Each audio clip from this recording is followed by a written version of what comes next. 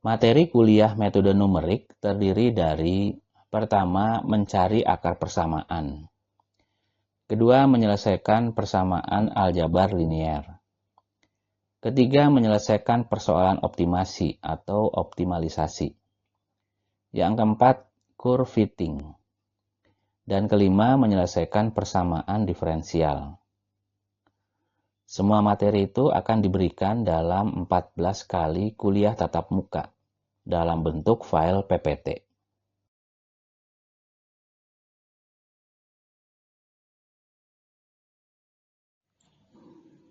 Pada kuliah hari ini, saya akan melanjutkan materi kuliah tentang menyelesaikan persamaan aljabar linier. Simak dan perhatikan penjelasan saya berikut ini. Setelah mengikuti kuliah hari ini, mahasiswa diharapkan mampu memahami konsep penyelesaian persamaan aljabar linier dengan metode Gauss-Seidel. Yang kedua, mahasiswa mampu memahami algoritma metode Gauss-Seidel. Dan yang ketiga, mahasiswa mampu mengaplikasikan metode Gauss-Seidel untuk menyelesaikan persamaan aljabar linier. Persamaan aljabar linier adalah suatu bentuk persamaan linier yang mengandung dua atau lebih variabel yang tidak diketahui. Misalnya ada sebuah persamaan 2x ditambah 3y sama dengan 8, atau 2x ditambah 3y ditambah 4z sama dengan 10. Variabel x, y, dan z di dalam persamaan itu adalah variabel yang tidak diketahui. Sedangkan angka-angka di depan x, y, dan z adalah konstanta. Itu adalah bentuk atau contoh dari persamaan linier. Jika kita ditanya bagaimana cara menyelesaikan persamaan linier itu, maka ada ketentuan yang harus dipenuhi, yaitu jumlah persamaan linier harus lebih banyak atau sama dengan jumlah variabel yang tidak diketahui. Misalkan sebuah persamaan linier 2x ditambah 3y sama dengan 8. Persamaan itu memiliki dua variabel yang tidak diketahui, yaitu x dan y. Persamaan itu tidak dapat diselesaikan atau dicari jawabannya, karena tidak memenuhi ketentuan, yaitu jumlah persamaan harus lebih besar dari jumlah variabel yang tidak diketahui. Terdapat hanya satu persamaan, sedangkan variabel yang diketahui ada dua. Dengan demikian, persamaan linier itu tidak dapat dicarikan jawabannya. Agar bisa dicarikan jawabannya, maka minimal harus ada dua persamaan linier yang diketahui. Dalam menyelesaikan persamaan aljabar linier, kita akan berdiskusi tentang metode Gauss-Seidel dan penyelesaian dengan menggunakan spreadsheet. Dalam hal ini, Microsoft Excel. Di dalam Microsoft Excel itu, saya akan memperkenalkan fungsi-fungsi yang biasa digunakan untuk mengolah matriks. Di dalam Microsoft Excel terdapat fungsi untuk mencari nilai inverse matriks dan mengalihkan matriks.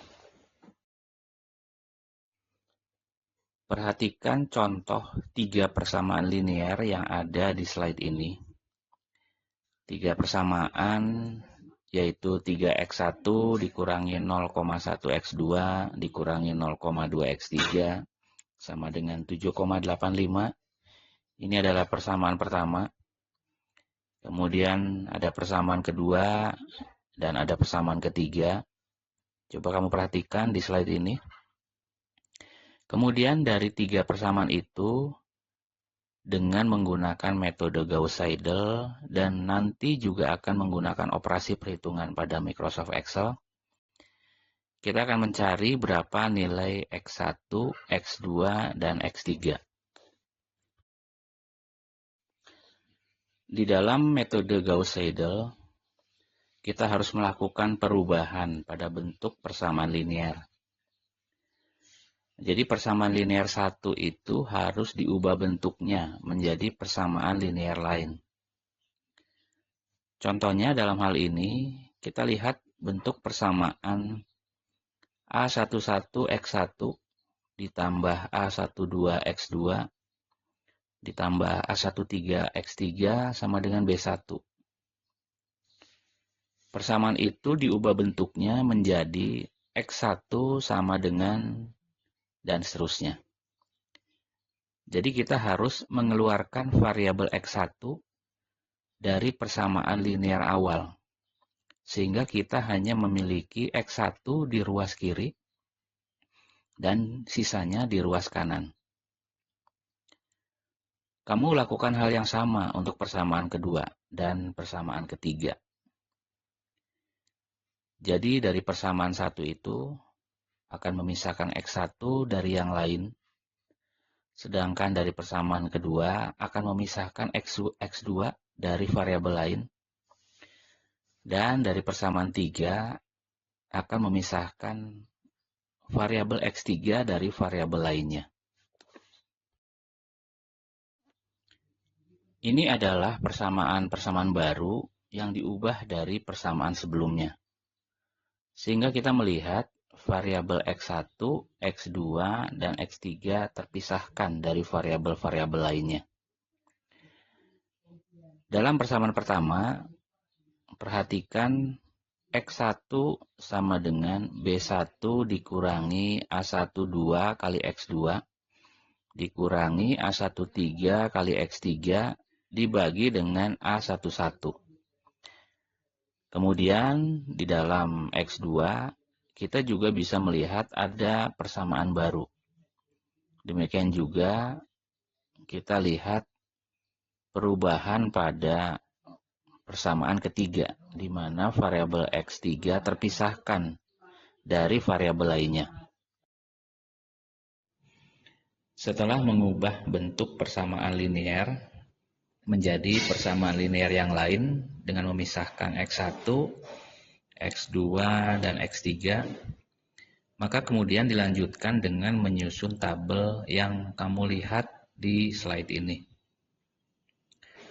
Kamu susun tabel seperti itu, dibagi 4 kolom. Kolom kiri adalah step atau langkah.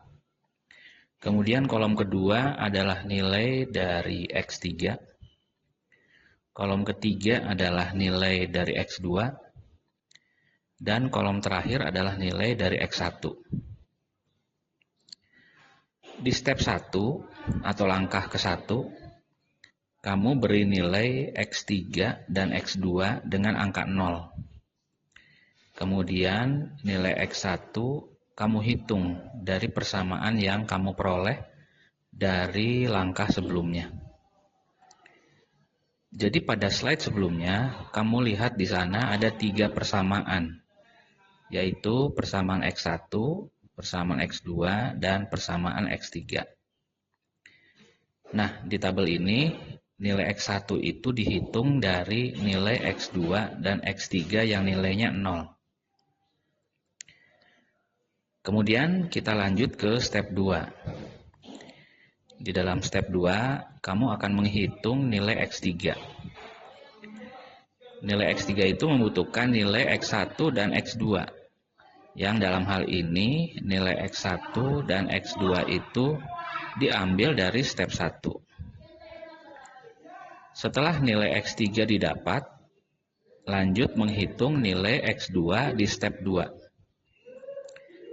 Dalam menghitung X2, membutuhkan nilai X1 dan nilai X3, di mana nilai X3 diambil dari perhitungan di step 2.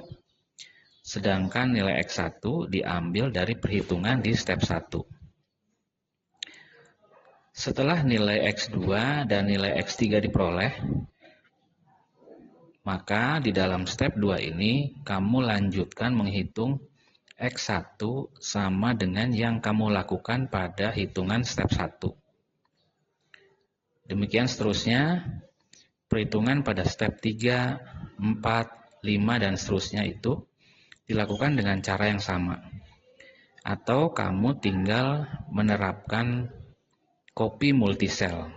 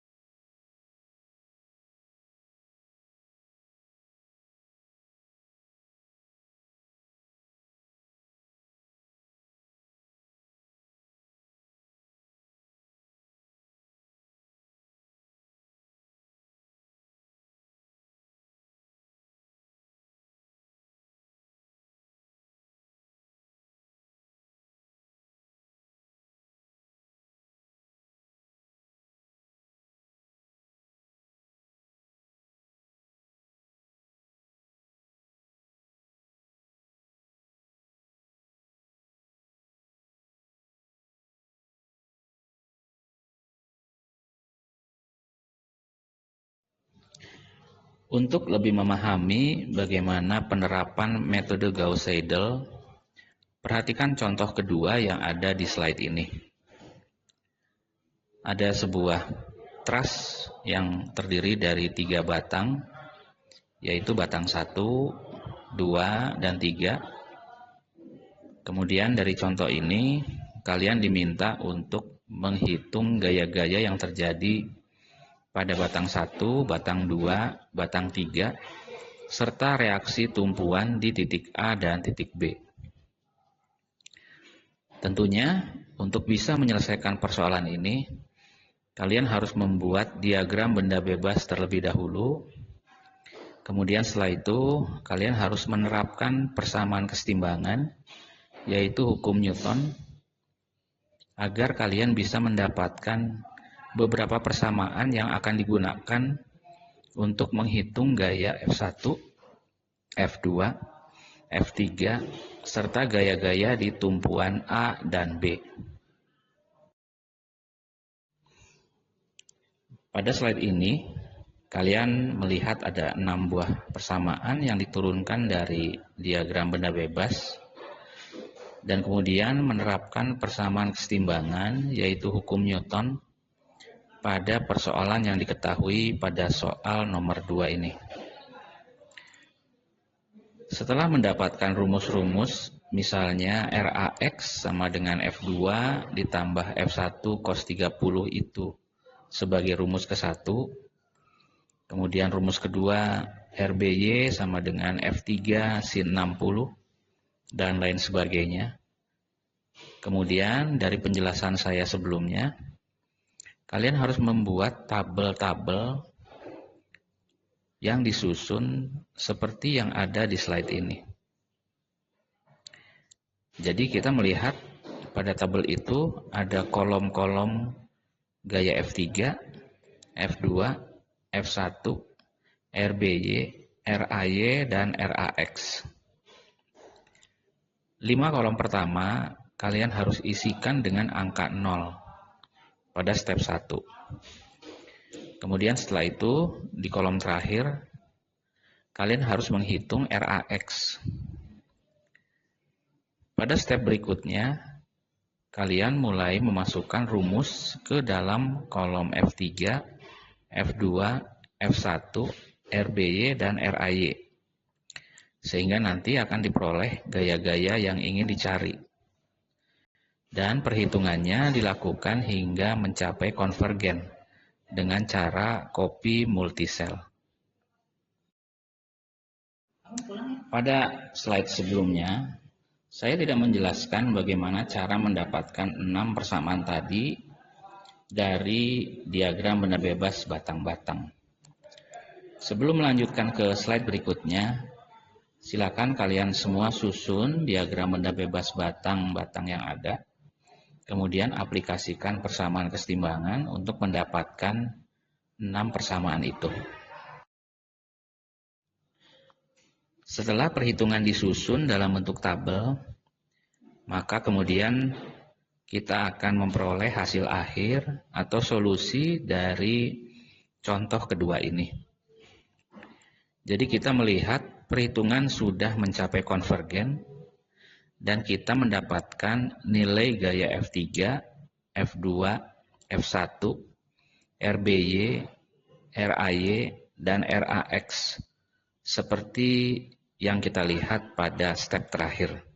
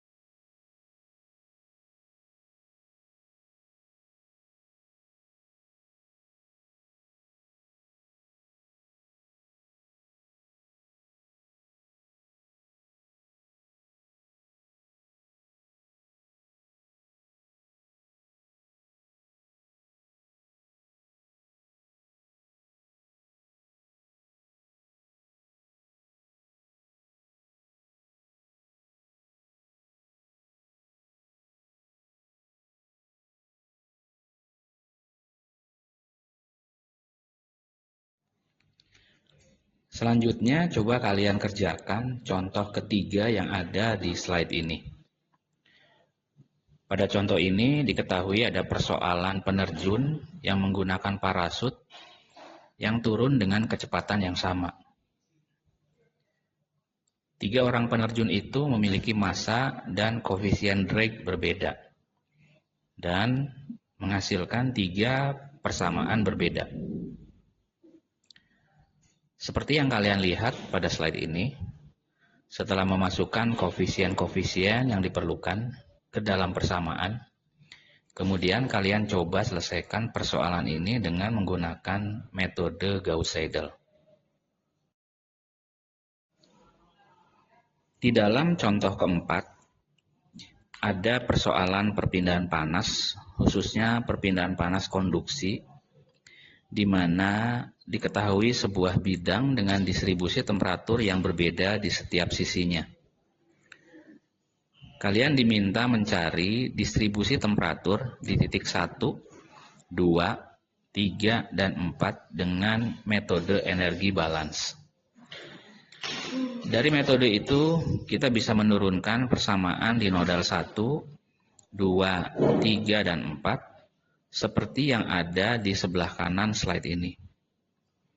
Kemudian dari persamaan itu, kalian buat persamaan baru agar bisa diselesaikan dengan metode Gauss-Seidel.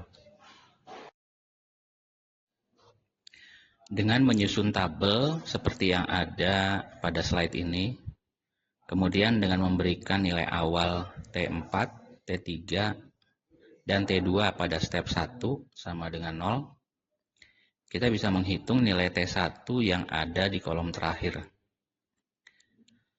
Selanjutnya pada step 2, kita masukkan persamaan T4, T3, dan T2 dari persamaan yang ada di slide sebelumnya. Setelah itu, kita akan melakukan perhitungan yang sama di step-step berikutnya dengan cara kopas multisel, sehingga akan diperoleh solusi yang konvergen untuk mendapatkan nilai temperatur di titik 1, 2, 3, dan 4.